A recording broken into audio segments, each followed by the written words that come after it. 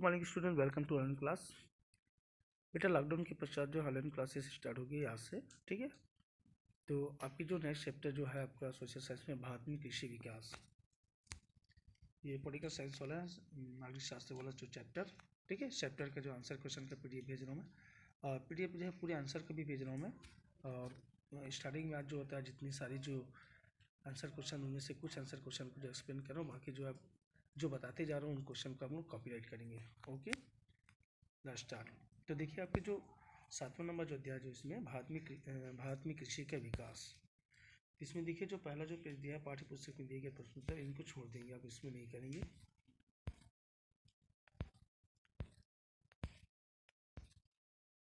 ये यहाँ से जो दिया गया अभ्यास के प्रश्न, इस प्रश्न से आपको अपने आंसर क्वेश्चन बनाना है, ठीक है। देखिए यहाँ पे दिया आपके क्षेत्र में कौन कौन सी फसलें पैदा की जाती है, निम्नानुसार तालिका बनाइए।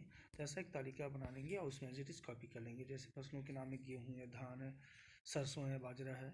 बुआई के समय जो अक्टूबर नवंबर में, जुलाई अगस्त से जो समय दिया गया है वो, उसके बाद कटाई का समय जो है ये। तो इस तरीके से आप एक तालिका तैयार कर लेंगे। फिर उसके बाद दिया गया क्वेश्चन नंबर 2, फसल की अधिक पैदावार से रोजगार के अवसर किस प्रकार बढ़ेंगे, स्पष्ट कीजिए। तो यहाँ पे दिया गया सरकार द्वारा निर्धारित मूल्य समर्थन मूल्य के कारण अनाज की बेहतर कीमत मिलने लगी और उनकी आमदनी बढ़ने लगी। कई बड़े किसान जो खेती के काम के लिए ट्रैक्टर जैसी मशीन खरीदने लगे। इसके लिए विभिन्न बैंकों से उन्होंने कर्ज भी लिया।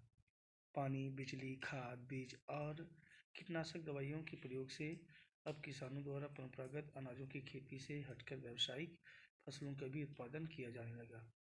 इनमें जो है गन्ना, कपास, मूंगफली, साग सब्जियां, फल फूल, मशरूम तथा औषधि की खेती में भी निरंतर वृद्धि होगी, ठीक है। मशरूम यानी फुटू जिसको आप लोग कहते हैं। उसके बाद क्वेश्चन नंबर 3, न्यूनतम समर्थन मूल्य क्या है, किसानों के लिए न्यूनतम समर्थन मूल्य की जरूरत क्यों है।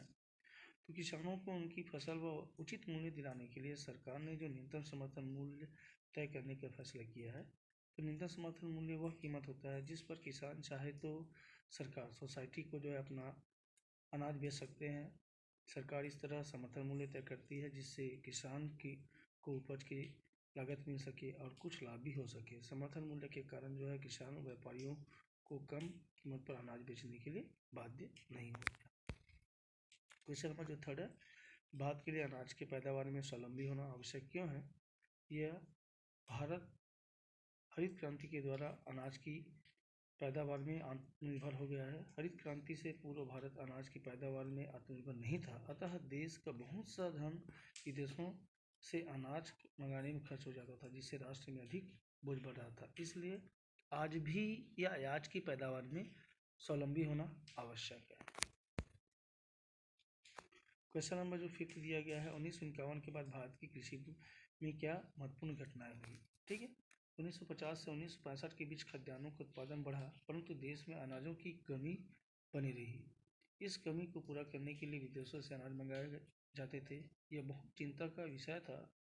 उसी दरमियान सन 1965 और 1966 दोनों ही समय जो था सूखे का साल रहा, अर्थात अकाल पड़ा। इस समय अनाज की पैदावार, अनाजों की पूर्ति के लिए पहले से ज़्यादा अनाज आयात करने की जरूरत पड़ी। सरकार के सामने अनाज की पैदावार बढ़ाना सबसे बड़ी समस्या थी। इसके लिए कृषि वैज्ञानिकों की सहायता से कृषि योजना बनाई, जिसे हम लोग हरित क्रांति का नाम दिया गया, हरित क्रांति के नाम से जानते हैं। फिर 6वां नंबर, हरित क्रांति से पहले और बाद की स्थिति में भारत की कृषि में क्या परिवर्तन आए, वर्णन कीजिए। तो हरित क्रांति से पूर्व जो खाद्यान्नों की कमी को पूरा करने के लिए विदेशों से अनाज मंगाया जाता था। हरित क्रांति के पश्चात पैदावार में बढ़ोतरी हुई। पैदावार बढ़ने से अब दूसरे देशों में अनाज मंगवाने की जरूरत नहीं रही। अनाज की पैदावार बढ़ने से किसानों को सरकार द्वारा निर्धारित न्यूनतम समर्थन मूल्य के कारण अनाज की बेहतर कीमत मिलने लगी और उनकी आमदनी जो है बढ़ने लगी।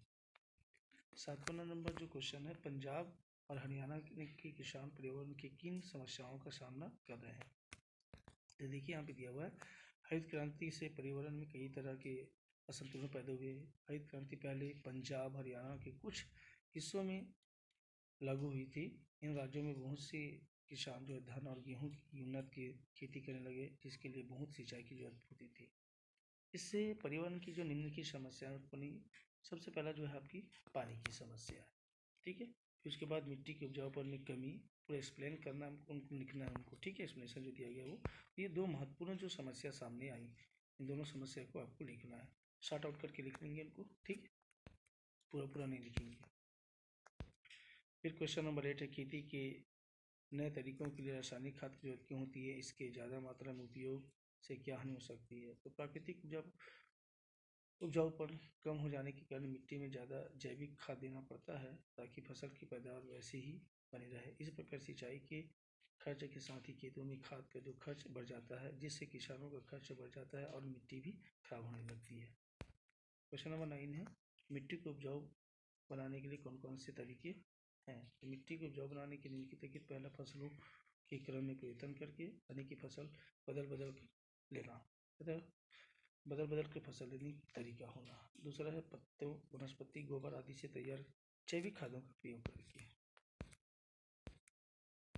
फिर क्वेश्चन नंबर जो 10 है, उन्नत बीज और देसी बीज के उपयोग से क्या क्या फायदे और नुकसान होते हैं। तो उन्नत बीजों के लिए जो अच्छी सिंचाई होनी, जमीन की जरूरत होती है। इन चीज़ों की विशेषता थी, ये कम समय में पकते हैं, फसल छोटे कद की होती है, अनाज की पैदावार अधिक होती है। देसी बीज देश से पकते हैं तथा पैदावार कम होती है।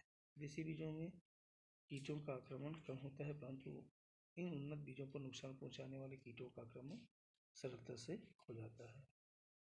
आपकी दैनिक आवश्यकताओं को पूरा करने के लिए आपके परिवार में रुपया कहाँ से आता है, ठीक है, एक्टिविटीज वाला क्वेश्चन है। ये क्वेश्चन नंबर 12 करेंगे, किसानों के हित के लिए सरकार ने कौन कौन सी योजना बनाई है, नाम लिखिए। तो किसानों के हित के लिए सरकार निम्नलिखित योजनाएं बनाई हैं, जमींदार पता काम करना, सिंचाई और बांध बनाने में बढ़ोतरी करना, 1966 में कृषि नीति तथा हरित क्रांति सघन जिला कृषि कार्यक्रम संचालित किया गया, बीज और खाद तथा सिंचाई पंपों में अनुदान की व्यवस्था किया गया, ठीक है। ये जितना जो क्वेश्चन मैंने एक्सप्लेन किया, इन क्वेश्चन को आप अपनी कॉपी में कंप्लीट करके रखनी है, ठीक है। That's all, good day.